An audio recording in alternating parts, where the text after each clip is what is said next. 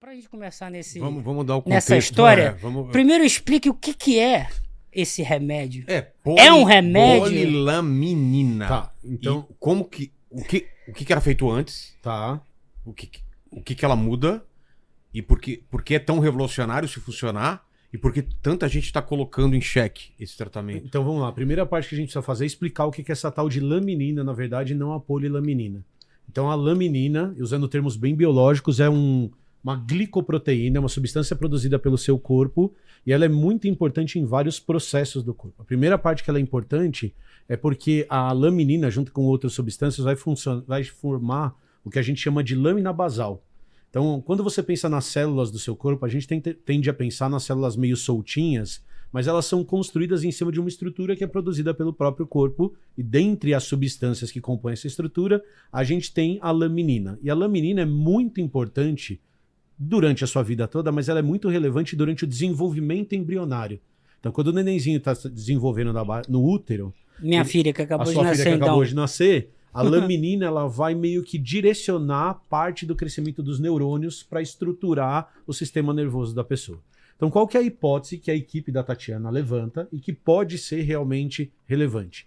É que se a laminina ela é importante na formação que você tem dos tubos neurais, por exemplo, na coluna da pessoa, será que se eu oferecer essa substância de novo no organismo, isso pode direcionar a reconstrução dessas ligações? Então, o que a gente precisa entender é o Perfeito, que perfeito. é isso. Então, essa é a hipótese que ela levanta. Então, a hipótese que ela levanta é: se eu colocar a laminina lá de volta, será que isso ajuda a reconstruir essa ligação? Tá. Então, eu vou explicar rapidinho como que isso acontece. Você tem Não sei se tem algum gráfico, alguma coisa pra gente mostrar. Você Será tem... que tem? Ele acha eu na vou internet? pedir para ele colocar um gráfico agora para a gente ver que é assim, do sistema nervoso central. Então, o que é o seu sistema nervoso central? Seu cérebro, que está dentro do seu crânio, e a sua medula, que desce dentro da sua coluna.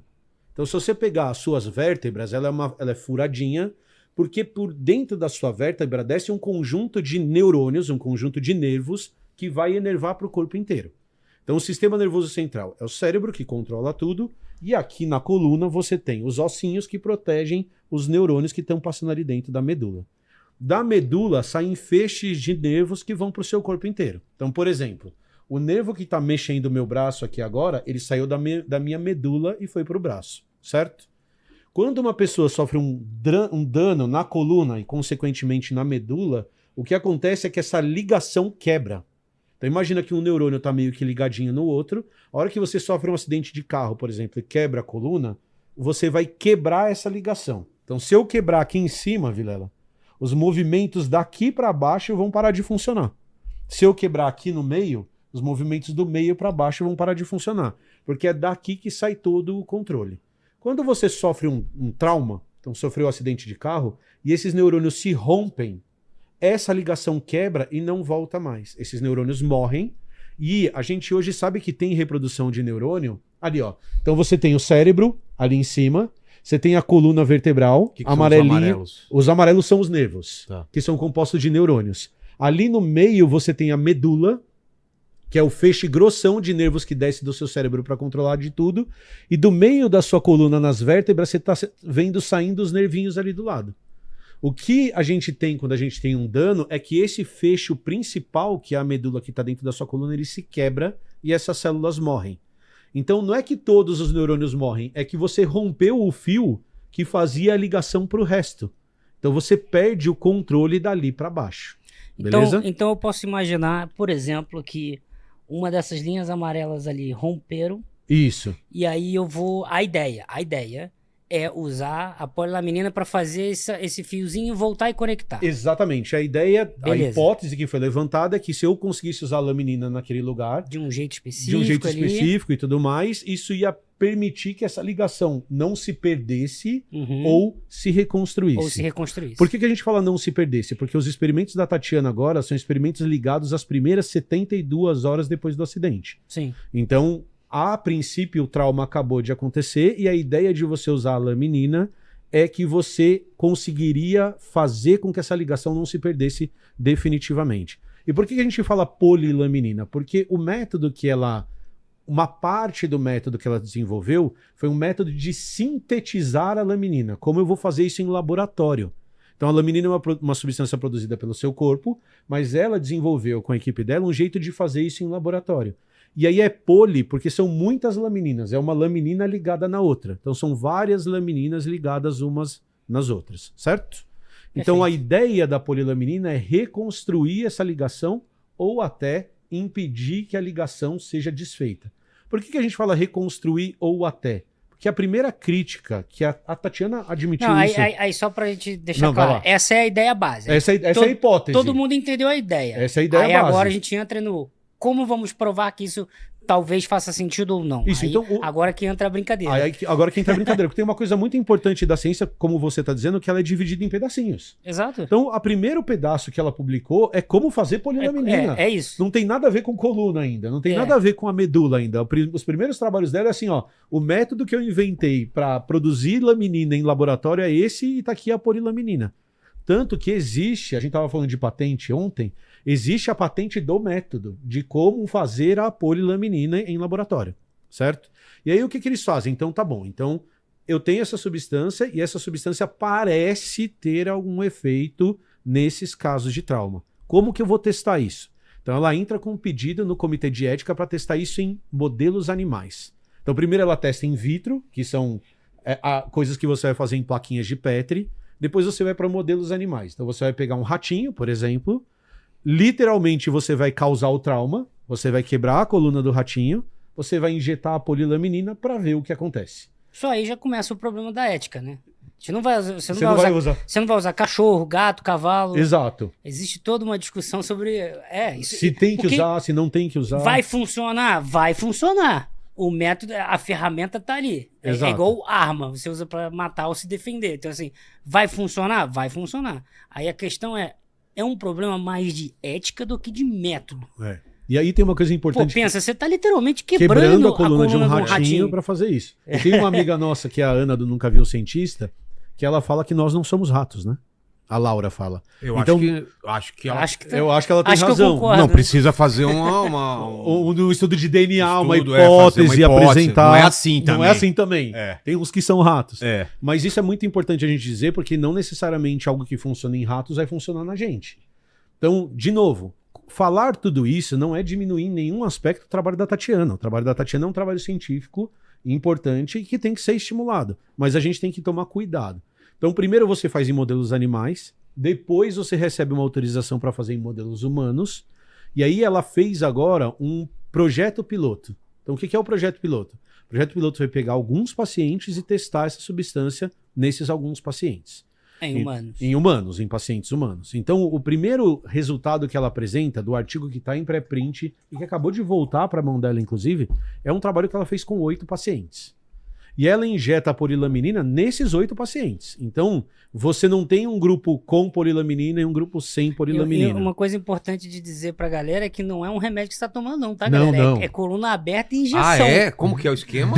Logo depois do trauma. Logo depois do trauma. Abre a história é a seguinte. Quando você sofre um dano de coluna hoje, o tratamento ouro para isso é você fazer a descompressão da coluna. Então, imagina que você tem as vértebras, e você sofreu um dano, elas quebraram e elas estão apertando os nervos ali de cima. Tem um inchaço? E aí dá um inchaço, causa uma inflamação, aquilo incha, e isso pode matar os neurônios. Tá. Então qual que é o procedimento padrão hoje? Cara já... Você coloca o cara na mesa cirúrgica, abre a coluna dele e na mão você separa aquilo para tentar... Na mão, literalmente? Literalmente. Você chega na coluna, coloca um monte de parafuso, substitui osso, faz um monte de coisa lá, para você descomprimir esses nervos e tentar diminuir o dano.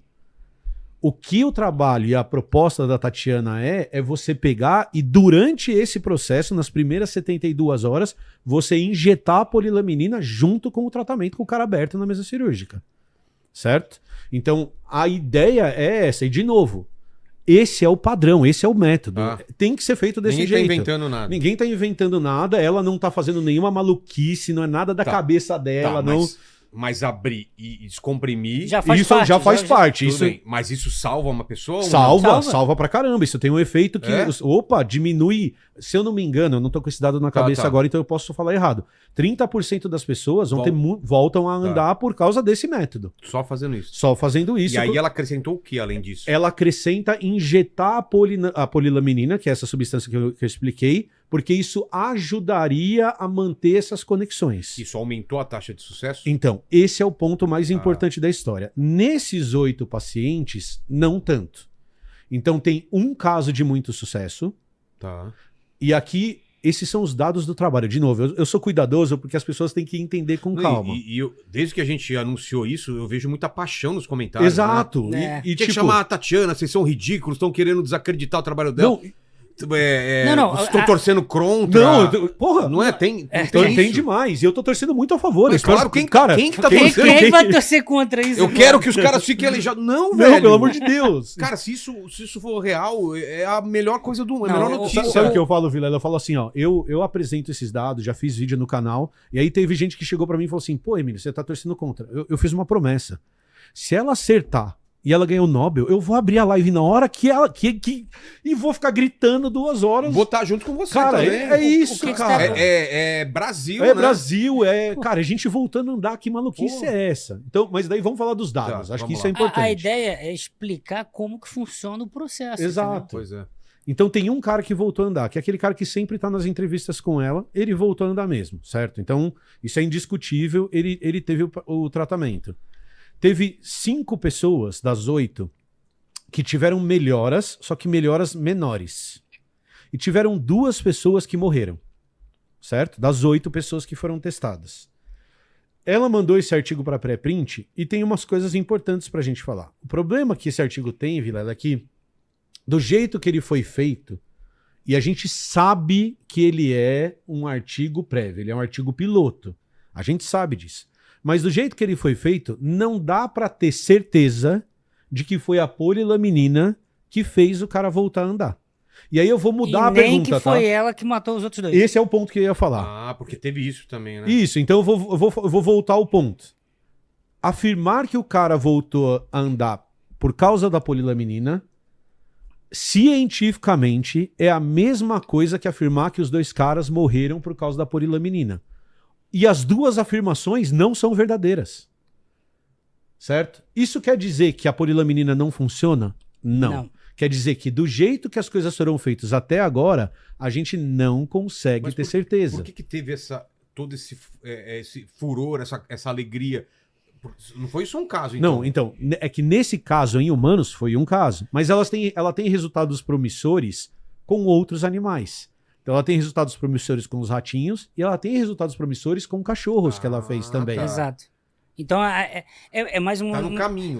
Exatamente. É no sentido de euforia. Pô, vamos lá. Calma, agora são os seres humanos. Vamos começar. Só que são 8. Calma.